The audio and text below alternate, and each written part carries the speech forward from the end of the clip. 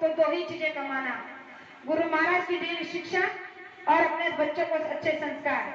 क्योंकि आप जब भी घर से बाहर निकलोगे तो बाहर जाकर आपको लोग ये नहीं पूछेंगे कि आपके पास कितनी जमीन जायदाद गाड़ी बंगला है, आपको लोग यही पूछेंगे कि आपके परिवार में कितने लोग हैं, आपके बच्चे क्या करते हैं, आपके बच्चे कितने हैं। तो गुरु महाराज ने कहा कि ये संतान की संपत्ति जब आपके साथ हमेशा चलने वाली है तो आप इसे कैसे पीछे छोड़ सकते हो।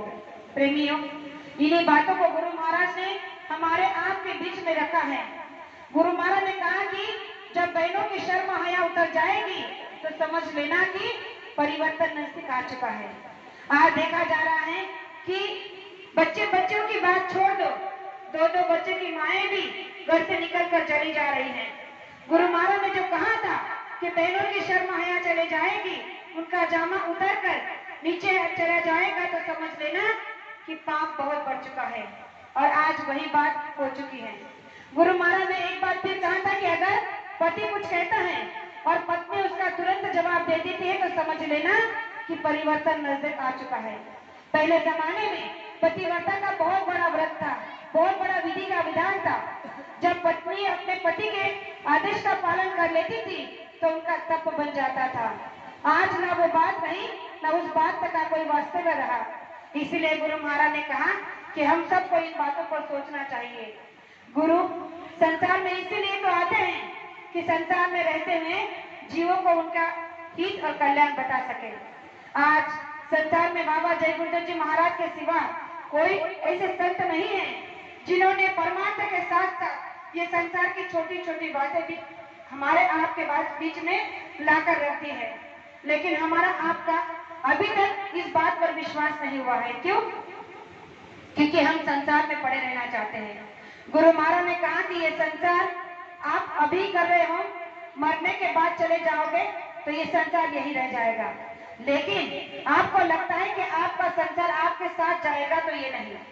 अगर आप चले जाओगे तो आपके पीछे आपका परिवार आपसे भी अच्छा संसार करके संसार को दिखाएगा, लेकिन परमात्मा आपके साथ जाएगा। आज जो यहाँ पर आप लोग बैठे हो या जो रोज सुबह 5 बजे उठकर रैली में अपना समय दे रहे हो, ये आपका एक एक पल का नोट हो रहा है और यही सारी पूंजी आपके साथ जाने वाली है। और इसी के लिए आपको जी तोड़ मेहनत करना है, क्योंकि मेहनत अगर परमात्मा में हमने कर दी तो हमारे साथ जाने वाली पूंजी हम कमा सकते हैं। लेकिन आज हम देख रहे हैं कि संसार में लोग परमात्मा में समय कम और संसार में ज्यादा देना चाहते हैं। क्यों? क्योंकि संसार बड़ा लालची है, इसमें मोह माया में फंसना चाहते हैं। इसलिए कहा है कि गिरी बदरिया पाप की बरस रही अंगार, गिरी बदरिया पाप की बरस रही अंगार, संतन होते जगत में तो जल मरता संसार। आज अगर इतना पाप भी बड़ा है संसार में, लेकिन फिर भी ऐसे संत का पुण्य है कि आज तक जगत नहीं ढला है। प्रेमियों, हमें ऐसे महात्मा गुरु मिले हैं जिनके चरणों में हम सब नहीं, शरीर का कतरा कतरा भी बहा दे तो भी समझ लेना कि बहुत सस्ता है। वो तो गुरु महाराज हैं जिन्होंने हमसे कुछ ना लिया ना कुछ दिया, केवल अगर लिया है तो हमारे अवगुण। हमसे कहा है कि आपके अवगुण हमें दे दो और अवगुण के बदले में जो चाहे हमसे ले लो, लेकिन हमने वो अवगुण भी नहीं देना चाहे। क्यों? क्योंकि हम अवगुणों के भंडार जो है हमारे पास में एक अवगुण है जो हम दे सकते हैं। अवगुणों की खान हमारे अंदर में भरी पड़ी है, कौन सी चीज को दे सकते हैं।